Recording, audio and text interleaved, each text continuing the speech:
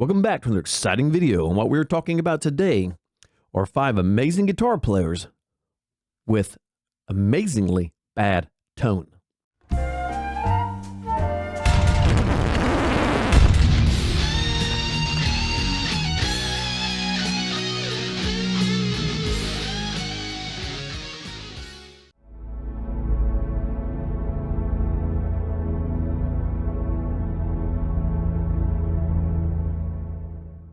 Now, you have heard me say this before, that tone is very subjective. What sounds good to me very well may not sound good to you, and vice versa. One thing I do know for sure is the 5 guitar players I'm getting ready to list have the absolute crappiest tone I've ever heard for amazing guitar players. Now, do not get me wrong, there were many that were actually on this list, but I narrowed it down to these 5 simply because these 5 are absolutely amazing guitarists. And these are in no particular order, so I'm just going to fire this off and get this thing going. You may agree, you may disagree. I'm probably going to get a lot of flack for this, but you know what? That's part of it. So coming in at number 5, we're going to go with the amazing, the stupendous, the unbelievably fretboard meister, Yngwie Malmsteen. This dude, when I think of super shred, this is the guy that almost always comes to the top of the list. It is insane watching this guy play. And to beat it all, he plays it all on a Fender guitar, which that in itself amazes me. What also amazes me is how crappy Yngwie's tone is. Now, Yngwie plays through his own signature amp. It is the YJM 100 Marshall. And he does have a couple of pedals. He has a coarse pedal and a noise suppressor and blah, blah, blah, blah. Typical fare, about what most people would use. But somewhere down the line, through all of Yngwie's practice, his millions and millions and millions of hours of sitting at that guitar and just going crazy, somewhere along the line, he forgot that half of it is also tone. And I heard or I read an interview where he said tone starts in the fingers. Well, guess what, Yngwie? For as magical as your fingers are, your fingers lack tone, my friend, because you have none. It's very thinny. There's no bottom end to it. There's nothing girthy about it. And how I came up with this list is there's certain guitar players you can hear that I don't care what setting you put them in, you're going to know exactly who it is when you hear them because they have a signature tone or the tone related to the way they play, per se, David Gilmour. Eddie Van Halen, another prime example.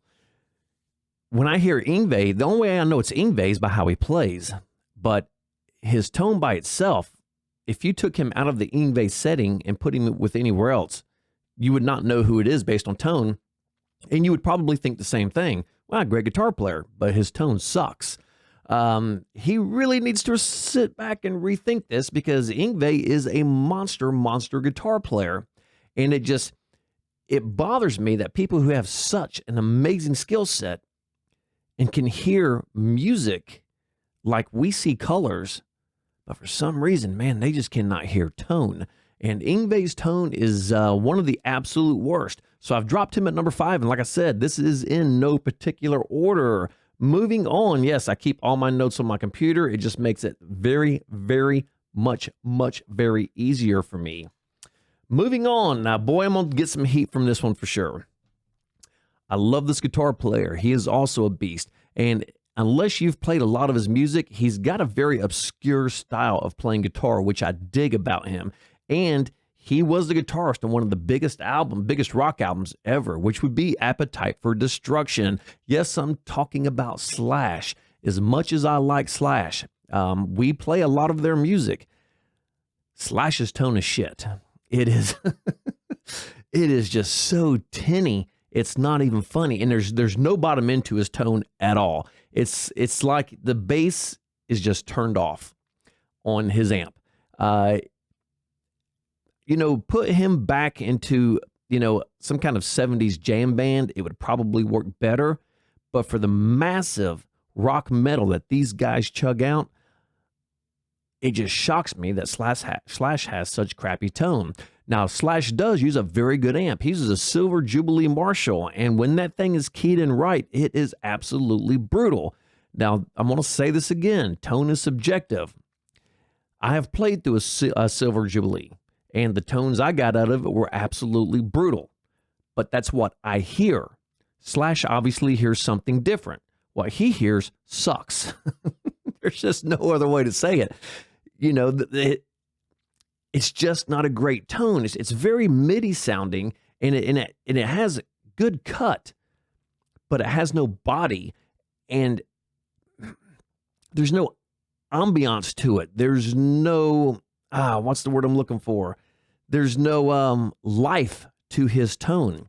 You know, when I listen to like David Gilmour, you know, half of the magic he does is that just amazing guitar tone, because the tones that he uses always seems to fit the song. Now, most guitar players do use the same tone throughout. David Gilmour, not one of the ones. He uses multiple tones for different things. Slash does use the same tone throughout, and unfortunately, it's been the same crappy tone throughout his entire life. And what really gets me is when Slash gets on the wah pedal, because then to me, it just turns into a harsh treble fest, because there's, like I said, there's no girth to his tone whatsoever. So for that reason, I put Slash in these top 5, and being that he is an amazing guitar player and he has such a unique style, and I love that. I just there again, I don't understand how he can be so good at what he does, but he doesn't hear tone. Now, I'm sure the tone he hears, he likes. This is my opinion. But in the world of tone, for all the guitar players I listen to, Slash is so far at the bottom of my list of great tones, it's not even funny. The guy's tone is pathetically bad to be crazy good. Moving on from that, we are heading on down the list. And I know I'm going to get a lot of blowback from the Slash one, and that is quite okay. Now, the tone I'm getting ready to say here, if I actually had rated these from 1 to 5, this guy would be at number 2. Again, this guy's an amazing shredder and a great guitar player, but one of the absolute worst tones I've ever heard in my life, and that would be Dimebag Daryl. As great as Pantera's music is, a lot of times I have a hard time listening to it because of the guitars. It's incredibly saturated, and it has that sizzle, that fizz on top of his tone, that his leads, to me, are just unlistenable. All I hear is fizz and sizzle, and it is the absolute worst to my ears, and I can't stand to listen to him play. As good as he is, his tone was horrible. And he used Randall amps forever, and then he switched over to Crank, which there for a while, Crank actually made some pretty good amps. They came and they were gone. And I got to be honest, I really don't know what happened to them. I need to research that out. But I was actually going to buy a Crank Revolution, and next thing I knew, they were gone. They had exited. They were gone, completely gone, just out. But they did make an amp called a Crankenstein, and that was the fizziest, crappiest, oversaturated amp I've ever heard in my life, which could be why Crank is out of business, because that amp sucked. Everything about that amp sucked. I played that amp, and I so wanted to love that amp, and it's literally one of the worst amps I've ever played in my life. It was, there again, it was girthy, and it had a lot of bottom and a lot of punch, but that sizzle on top of it was just unbearable to my ears, and I could not get beyond the sound of that amp. And like I said, as great as a player Dimebag Daryl was, his tone was the absolute worst, and I would have put him at number 2 had I ranked these in order. That is correct. I would not have put him at number 1.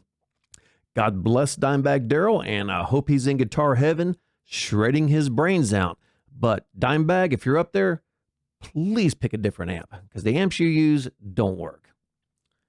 And you all can, at any point, start sending me hate comments about this. Moving on. This is another guitar player. Now, some of you probably will say this guy's not a great guitar player, and actually he is. Guy has been around forever, and they've released a bazillion albums, and they have sold a bazillion albums, and it's a very iconic band. And the band I'm talking about is AC/DC.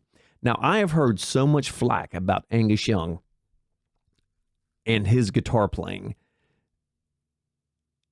Most of the people say he's, your basic 3-chord rock guitar band, very basic, very easy, nothing substantial there. And I've heard that a million times.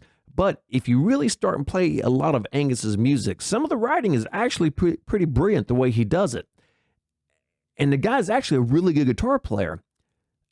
If you love him or hate him, that is irrelevant if somebody's a good guitar player or not, or if somebody has good tone or not. You can't say, well, their tone sucks because I hate him. And you sure as hell can't say, well, I don't like him, so he's a crappy guitar player, because, well, that's not the case. And regardless of your opinions of Angus Young, you can't deny the hooky riffs this guy writes. And as basic as his rhythms are, they're rhythms that work, and they work brilliantly. And some of his solos are actually pretty fun to play. So you can't say that he's now, I'm not calling him a shredder, but Angus is a great guitar player. Agree or disagree, the guy's a damn good guitar player. But amazingly, this would have been my number 3 worst tone had I put these in order. His tone is just terrible. It's absolutely horrible. He used the Marshall Super Lead amps, if I'm not mistaken. And then I think he went over to a Wizard amp at one point. And don't hold me to that exactly, but I think he was using these vintage 59 amps, if I'm not mistaken, and literally plugging them in with an SG guitar, and they were not very gainy amps to begin with. And his could have been modded to get a little more gain out of it, and I'm sure it was, because these amps were just not super gainy amps. But he's got the worst tone. It's the worst tone. Now, it's very crunchy, and that I'll give it to him. He has a very crunchy sound. But as far as a good, warm distortion or chunky or thick distortion or these big creamy leads, fails on every single part. Now, I have played a lot of SGs in my day, and I do like the SG. Granted, it is probably the ugliest guitar to ever make it to God's great earth. It is pathetically ugly, but plays amazingly well. I don't know if you've ever played an SG, but they play fantastic. And access to the 22nd fret is just amazing because of the way the guitar is designed. You get all the way to the top like that, nothing to impede your progress there whatsoever. But unfortunately, plugging in that SG into that Marshall amp with really not a whole lot going on in between does not make for great tone. I have plugged directly into a super lead. I have cranked it up, and the tone on it was shit. You have to have something in front of that amp driving it and driving it hard. If you do not, the tone that comes out the other side is not that great. And I have seen, and I've read interviews, and I've talked to people who've played them, like the old JC amps, and they're like, oh man, turn them up to 100 and crank them up. They sound amazing. No, they don't. They sound like shit cranked up all the way up. Turn everything up. Bass, treble, mids, all the way up to 10. They sound like shit. Compared with the amps and the stuff you can get today, if you crank up an EVH Stealth, set your controls on it, dial it in, put nothing in between, that amp sounds pretty freaking good straight out of the box. You take a Marshall Super Lead or one of the old JC, like a JC800, one of the old JC800s, tweak it however you want. Plug straight in, I'm sorry, it just does not sound that good. They're just not. I never really understood why everybody heralded the JCM800, the original one, as the go-to amp, when the people who play them today have them super modded, and they sound nothing like the original JCM800s as far as their gain stages go. So for that reason, I would have stuck him at number 3. I do love Angus Young, but his tone is absolute garbage. It is so thin, you can see through his tone. It is like the skin on a 150-year-old woman. You can see through it to the inside. It is very, very, again, I'm going to say lifeless, and there's nothing remarkable about his tone whatsoever. You could throw Angus Young, forget playing styles. You can grab his rig the way it is, stick it in any band in this world, and you would never be able to pick out the fact that A, that's Angus Young's rig, and B, no matter what band you put it in, you would still say, wow, that guitar tone sucks. So that wraps that one up for Angus Young. Now moving on. Now this one pains me to no end. And I can't tell you how much it pains for me to talk about this next guitar player. This is my all-time favorite guitar player, period. This one's going to be tough. Unfortunately, he is no longer with us. And you may already know who I'm talking about. This guy was an amazing, amazing classical metal shredder and wrote just absolutely brilliant music and changed the course of Mr. Ozzy Osbourne's life. Because after Ozzy was ousted from Black Sabbath, his career was zero. And then comes in this young gunslinger, little bitty dude, long blonde hair, wielding a Les Paul, and his name was Mr. Randy Rhodes. That is correct, Randy Rhodes. In my opinion, he is one of the greatest prolific guitar players ever. The reason I say that, besides his technical prowess, this dude left such a small body of work that he did over the span of just a few years. 2 albums with Ozzy Osbourne, and he is still heralded today more than Jimi Hendrix. Randy Rhodes left such a big influence on so many young guitar players, such as myself, that it's just one of those things. I remember when I was in college, I just saw people that wore shirts all the time that says Rhodes lives and stuff like that, and then Ozzy did the tribute album about him. And I still, till this day, there's always somewhere in America, there's always a Randy Rhodes tribute going on somewhere where people are just jamming on Ozzy's music, playing Randy Rhodes' stuff. And which, before I get into how shitty his tone was, I got to give chops to a Mr. Brad Gillis, who also has a very crappy tone, by the way. Well, his tone's, it's not great. Let me put it that way. But it did work for the music that they had, but it's still a little, I don't know. He didn't make the list, but regardless. But you got to give it to Mr. Brad Gillis for the simple fact that after Randy Rhodes passed, God bless him, Ozzy was on tour, and somebody had to step up and learn all that music, like now, to continue on with the Ozzy tour. And I'm sure that was very hard for Ozzy to complete that tour. But Mr. Brad Gillis, who is one of the most underrated guitar players ever, which is another video I got coming up, stepped in to fill the shoes of Mr. Randy Rhodes. And I watched an interview with Rudy Sarzo and said that he did an absolutely phenomenal job and just nailed that entire tour. Kudos to Mr. Gillis. But moving on to Randy Rhodes, my all-time favorite guitar player. This is, if we had guitar gods, this would be my guitar god, Mr. Randy Rhodes. And if I was rating these from 1 to 5, unfortunately in the one spot as the shittiest rock tone ever to grace the airwaves, it would be Mr. Randy Rhodes. He had one of the worst possible tones that you could get out of a guitar. What he did is he used his Marshall amps, and he ran the gain very, very low on it. And he used an MXR distortion pedal that he would put on the front end of it with it cranked wide open. It was nothing but insane amounts of saturation to the point where it was just uncontrollable. And if you listen to Crazy Train, you can hear it. The amp, I mean, it's just uncontrollable, the amount of gain that he's using. Now, granted, he could wield it because he was an axe slinger. So he could slay that dragon of all that because his, like I said, his technical proficiency was just astounding. His technical proficiency was so astounding, he would double and triple track his guitar solos, which I find absolutely amazing. And I believe it was after Blizzard of Oz album, he said he would never do that again. It was just too damn hard to do it. And I absolutely agree with him. But unfortunately for Mr. Randy Rhodes, his tone was absolute garbage. like I said, it was just a mess of a tremendous amount of artificial distortion that was pushing a Marshall amp that to me was not EQ'd very well to begin with. His tone, like I said, is very muddy, oversaturated. The EQing on it was just terrible.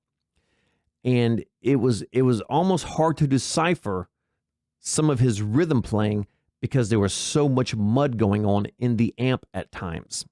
Now I understand, you know, to Randy, it obviously sounded good because that's the tone he used all the time. And he never got away from it, which boggles my mind, being that he was such a love of classical guitar playing, because there's very few things that sound as good as an extremely good nylon string classical guitar. Those just sound, they're very warm. The timbre on them is just beautiful. And Randy was a classical player. Then when you contrast that to the fact that when it came showtime, he would plug his Jackson or his Marshall into his footboard, crank the hell out of it, stick it into a Marshall amp, crank the hell out of that, and it was just an absolute mess. The whole thing was a mess. And that's the only way I can sum Randy Rhodes' tone up, is it was an absolute mess. Nothing good about his tone whatsoever. And the thing that bothered me the most about it is there was no articulation in his tone. And I hated that for him because he was such a great guitar player. So, on that note, those are my 5. And like I said, I really didn't want to go into detail exactly how their tone was created. I was not going to go through the signal chain from guitar through the pedal board to the amp or in racks and whatever, all that stuff, simply because that would make this video 3 times longer than what it is. And it doesn't matter the signal chain. If your tone is shit, your tone is shit. Signal chain is irrelevant at that point. So there's no reason to go through A, B, C, D, F, G if the end product is still crap. So I just kind of kept it very short, you know, guitar, distortion pedal, amp, and that's what came out the other side. So on that note, I'm going to wrap that up right there. Pretty short video for me too, because usually my videos go on forever. And I've got some really long ones coming up, so get ready for those. But I do have some more of these type of things coming up. And you got to remember, these are just my opinions. I listen to a lot of music, and of course, I listen to a lot of rock music. And like I said, these are amazing guitar players with amazingly bad tones. So if you have any comments about any of this, I'm sure if you know people, because I'm sure if I'd made the list of 20, I'd have left somebody off of that list. Like Joe Bonamassa, I think he's got just, oh my God, his tone just rips my face off. It's horrible. But I didn't put him on this list because Joe Bonamassa is really not a blues guy. In my opinion, this guy's actually a shredder who plays blues, but doesn't have quite Gary Moore's finesse and style to it. So my list could have went on forever. So if you have anybody that should have been on the list, then please drop me a line and let me know. If you disagree with me, and I'm sure a lot of you will, drop me a line and let me know. But also just don't say, well, you suck, Slash had great tone. Give me a reason why you think Slash had great tone, because I'm going by what I hear, and what I hear is crap when I hear him play. On his tone, not his guitar playing. Guitar playing, amazing. Love Slash. Again, on that note, if you have any comments, put it down in the comments section. If you have any questions, put it down in the comments section. And yes, again, not another guitar video, but whatever instrument you play, play to the fullest of your ability. Practice, practice, practice. And in the words of the great Sammy Hagar, if you miss the beat, you lose the rhythm, and nothing falls into place. And those are words for you to live by on every aspect of your life. Until the next video, everybody, God bless you, and rock on.